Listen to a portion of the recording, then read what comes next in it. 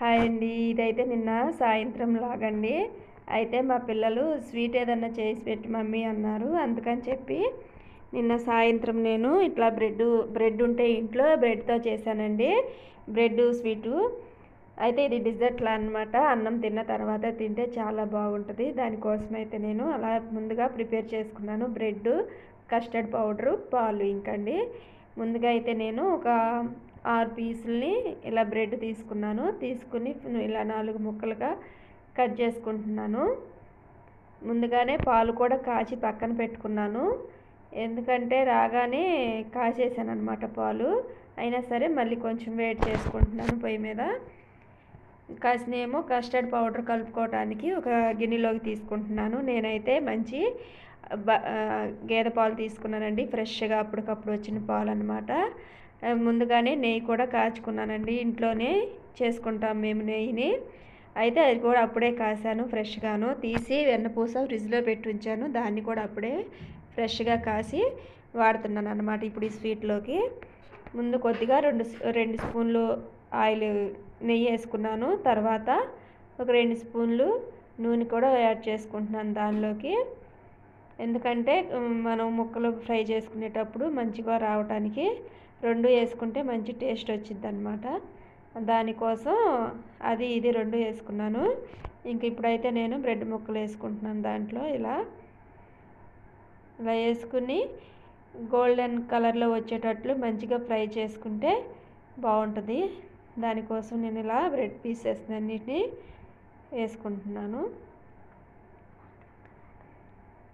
ఇలా వేసుకుని రెండో వైపు కూడా తిప్పుకుంటున్నాను. ఇలా తిప్పుకుంటూ మంచిగా ఫ్రై చేసుకుంటూ ఉండాలి, లేకపోతే మాడిపోతాయి. ఆల్రెడీ నాకు కొంచెం మాడినాయి కూడా అండి. ఎందుకంటే నేను హైలో పెట్టేశాను గ్యాస్ని. నేను మర్చిపోయాను, హైలో పెట్టానన్న మాట కూడా మర్చిపోయి వాటిని తిప్పుకుంటుంటే ఓ పక్కన కొద్దిగా లైట్గా మాడినాయండి. అయితే ఇవన్నీ అన్నిటినీ ఫ్రై చేసి పక్కన పెట్టేసుకున్నాను. ఇంక ఇప్పుడైతే ఈ పాలల్లో నేను కస్టర్డ్ పౌడర్ కలిపేసుకుంటున్నాను. 2 స్పూన్లు అయితే కస్టర్డ్ పౌడర్ వేసుకుంటున్నాను. ఒక పక్కన పాలు మరిగిస్తున్నాను కదా, ఇంకో పక్కన ఇలా కస్టర్డ్ పౌడర్ కలుపుకుంటున్నాను. డ్రై ఫ్రూట్స్ అయితే ప్రస్తుతానికి నా దగ్గర జీడిపప్పు ఒకటే ఉందండి. దాన్ని అయితే సన్నగా ముక్కలుగా కట్ చేసుకుని పక్కన పెట్టుకున్నాను. ఇంకా ఇప్పుడైతే దీన్ని కస్టర్డ్ పౌడరు లిక్విడ్ని ఇంకా పాలల్లో కలిపేసుకుంటున్నాను. ఇలా మిక్స్ చేస్తూనే కలుపుకోవాలండి, లేదంటే బాగా థిక్గా అయిపోయింది. అది ఒకటిని పైన ఇంకా మనకి పాలు కదండి, మేగడ కట్టుకోకుండా అలా తిప్పుకుంటూనే కలుపుకుంటూ ఉండాలి. అలా కలుపుతూనే ఉండాలండి కొంచెం సేపు, లేదంటే చిక్కబడిపోయిద్ది. బాగాను చిక్కబడిపోయి పాల మీద మేగడ కట్టేస్తుంది కదా, దానివల్ల. ఇప్పుడైతే నేను షుగర్ వేసుకుంటున్నానండి. నేనైతే సుమారుని వేసేసుకున్నాను షుగర్ని, సరిపోయిద్ది అనమాట.